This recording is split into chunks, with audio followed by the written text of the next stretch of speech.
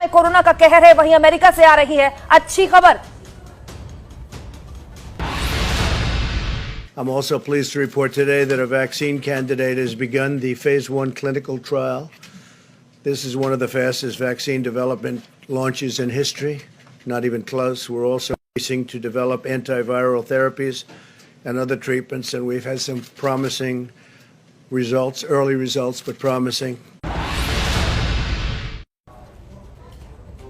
वाकई ये बहुत अच्छी खबर है हर लिहाज से, दुनिया के लिए, देश के लिए। अमेरिका में कोरोना की दवाई का इंसान पर ट्रायल किया गया, जो कि अभी हमने आपको बताया। और वो इंसान कौन है? जेनिफर हेलर। जी हां, यही वो महिला है जिन पर कोरोना की दवाई का ट्रायल हुआ है। अमेरिका के सिएटल के एक रिसर्च इंस्टीट्यूट में दवाई का परीक्षण हुआ है।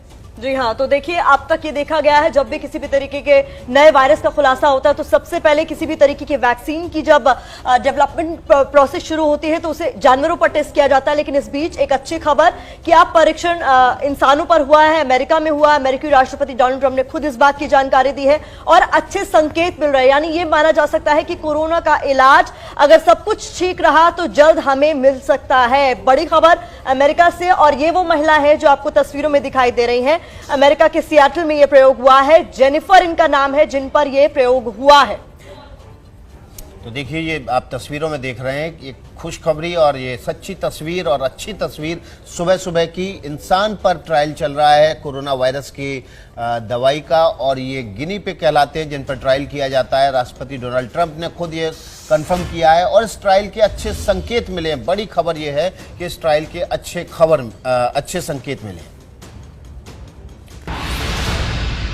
Everybody's feeling so helpless right now, and I realized that there was something that I could do to help, and I'm excited to be here. I was the first. It's unbelievable. I'm really excited about that. It was easy. It was just like a flu shot, or I had a flu shot a couple months ago. It was very similar to that process. It didn't hurt. I was very happy about that. I hope that we get to a working vaccine quickly, and that we can save lives, and that people can go back to life as soon as possible.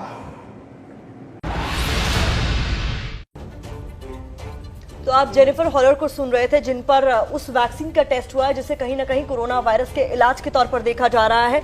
सफल होता है या नहीं, ये देखने वाली बात होगी। वॉशिंगटन के रहने वाले 40 साल की नील ब्राउनिंग दूसरे ऐसे शख्स हैं जिस पर कोरोना की दवाई का प्रयोग किया गया है। पेशे से नेटवर्क इंजीनियर नील कहते हैं कि उनकी बेटी इस बात पर गर्व कर रही है कि दुनिया को बचाने के लिए वो इस टेस्ट के लिए वॉलंटियर बने। और देखिए, आप तस्वीरों में देख पा रहे हैं कि नील पर उस वैक्सीन का प्रयोग करने जा रहे हैं डॉक्टर। उनके कंधे में इंजेक्ट किया जा रहा है वो इंजेक्शन, जो दवाई तैयार की गई है कोरोना वायरस से लड़ने के लिए। और ये तस्वीरें जो है सुबह सुबह खुशनुमा तस्वीरें हैं। हालांकि इन लोगों का योगदान बिल्कुल बहुत बड़ा माना जाएगा मानवीय इतिहास में, क्योंकि इस समय कोरोना वायरस से पूरी दुनिया दहल गई है। सुनते हैं कि नील क्या कह रहे हैं इस वैक्सीन के प्रयोग के दौरान। Every parent wants their children to look up to them, and giving them something worthwhile, in my opinion, for them to look up to is important. I think it helps really showcase to them that when they're old enough to make a difference in the world, no matter how large or small it is, it's important for them to step up and do that as well. तो इंसानों को बचाने के लिए जो तीसरा चेहरा है उससे भी हम आपको मिलवा देते हैं। रेबेका सिरूल एक वॉलंटियर हैं जो तीसरी वॉलंटियर हैं जिन पर इस दवाई का प्रयोग किया गया है। कोरोना की दवाई का टेस्ट रेबेका पर सिएटल में हो रहा है। ये एक हेल्थ इंस्टीट्यूट में कोऑर्डिनेटर हैं। 25 साल की रेबेका का कहना है कि वो उम्मीद करती है कि इस दवाई से पूरी दुनिया को फायदा होगा। रेबेका सिएटल में ही रहती हैं और आप तस्वीरों में देख पा रहे हैं कि रेबेका के ऊपर भी डॉक्टर जो है कोरोना वायरस की वैक्सीन का प्रयोग करने जा रहे हैं। और रेबेका क्या कह रही है ये भी आपको अब सुना देते हैं। It's not really about just me and you, it's about how this will affect the population as a whole. So I'm kind of trying to do my part and just stay home and keep my head down and not, be out in public in large gatherings. I really, really hope that it works and it's able to be used publicly and become widely available for everyone. there's obviously a certain amount of nerves associated with it, as any experimental trial is going to be. I hope it works.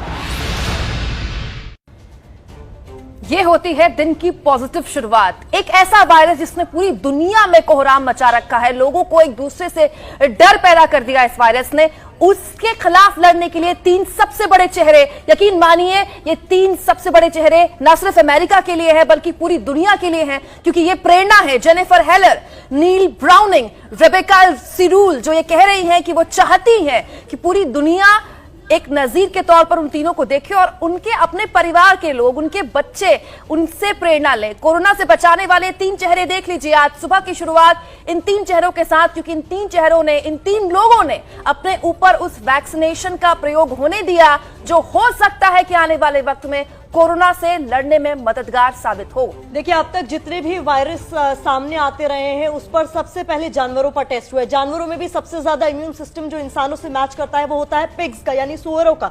उन पर अब तक test होते रहे, लेकिन ये जानना आपके लिए बहुत जरूरी है कि मौत के वायरस को मात देने वाले चेहरे अब सामने आए हैं। वो चेहरे हैं जिन्होंने ये इनिशिएटिव लिया है कि वो इस वायरस से लड़ने के लिए जो वैक्सीन इजाद किया जा रहा है, जो तैयार किया जा रहा है, उसमें अहम भूमिका निभाएंगे। अपने आप को उन्होंने आगे किया कि आप टेस्ट हम पर कीजिए, अगर सफल होता है तो मौत के वायरस को हराने में ये लोग बहुत बड़े नायक साबित होंगे। देखिए, इसके लिए बहुत साहस और हिम्मत चाहिए कि आप नए वैक्सीन का प्रयोग अपने ऊपर करने के लिए अलाउ करें, क्योंकि ये वैक्सीन किस तरह से रिएक्ट करेगा ये किसी को नहीं पता होता, आपकी जान को भी खतरा हो सकता है। इसलिए जब इस तरह के वैक्सीन का प्रयोग किसी इंसान पर किया जाता है तो उसको मेंटली पूरी तरह से प्रिपेयर किया जाता है। और पूरी दुनिया इस समय जो है कोरोना वायरस से लड़ रही है। ऐसी सूरत में इस प्रयोग के लिए अपने आप को आगे लाना ये बहुत हिम्मत का जाहिर सी बात है। और इस बात को इस तरह से भी लेना चाहिए कि जब भी इंसानियत खतरे में आई है, इंसान नहीं इंसानियत को बचाया है।